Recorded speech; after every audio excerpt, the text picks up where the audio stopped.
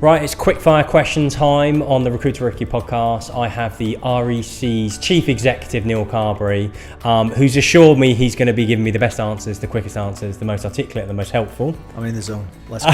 You're in the zone. So just a reminder, I'll ask you the question. If you don't like the question, just pass and we can move on. Quick and concise, and we'll see how we get on. Yep. So, here we go. What does the word entrepreneur mean to you? Entrepreneur, someone who's willing to try something, work hard at it, and not be too afraid of failure. I think we're all too afraid of failure. When you're personally preparing for a big meeting or pitch, what's the one question you ask yourself? What's the outcome I want here, and who are these people? That's 2 questions, but I'm going to get away with it.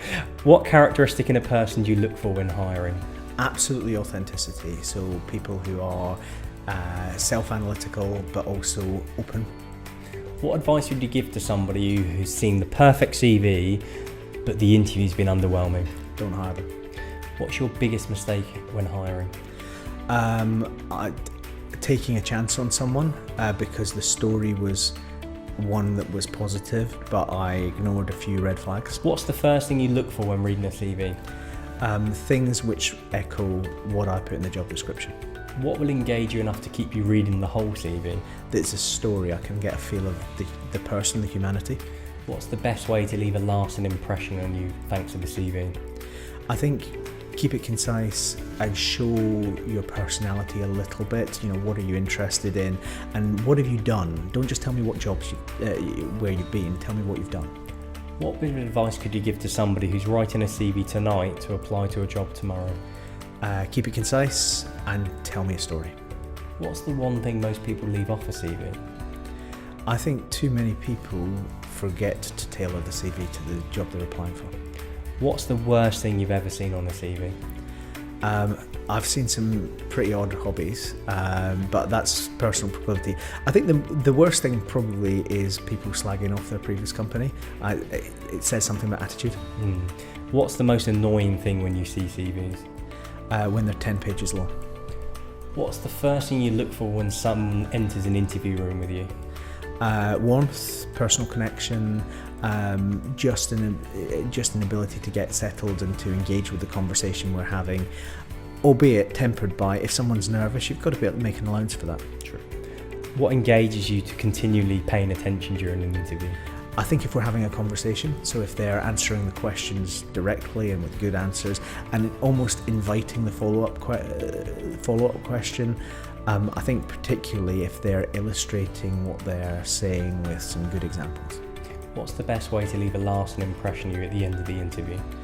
I think if people walk out of the interview maybe having asked a few questions that are pretty personal about how they like to work and the role where they want to be, so that I get a sense that they're thinking about do I fit into this company in the way that I'm as the interviewer thinking do they fit into this company.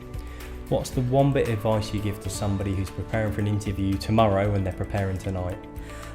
Make sure you've got some good examples. I think make sure you can share them in pretty concise ways. What's the one question you think most people struggle with during an interview?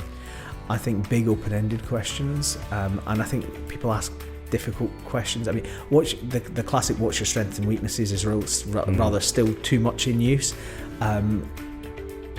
I think that weakness question is an interesting one. Don't answer it and try and give me a disguised strength. Yeah. Be open.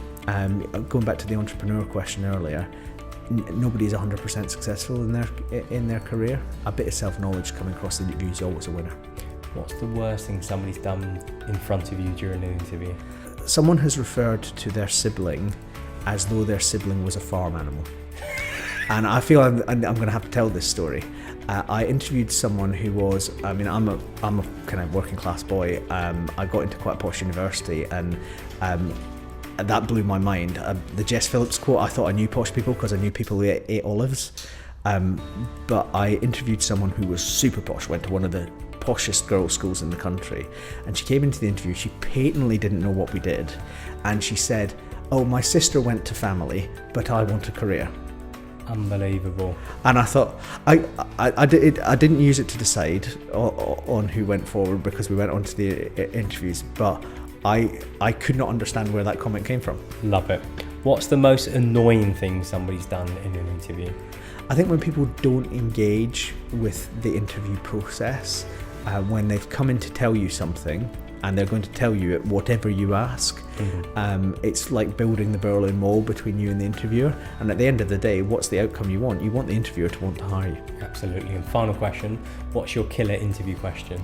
What's my killer interview question? I think it's something around how do you like to work best? What makes you feel like you belong at work? Because I think that's where you get a sense of what people's tastes are, and it's actually not a selection question. It's about, can I offer this person the things that help them to be productive? Brilliant. Thanks very much. My You did pleasure. it. Got to the end, no passes. Well, I mean, I wasn't going to cop out. Thank you.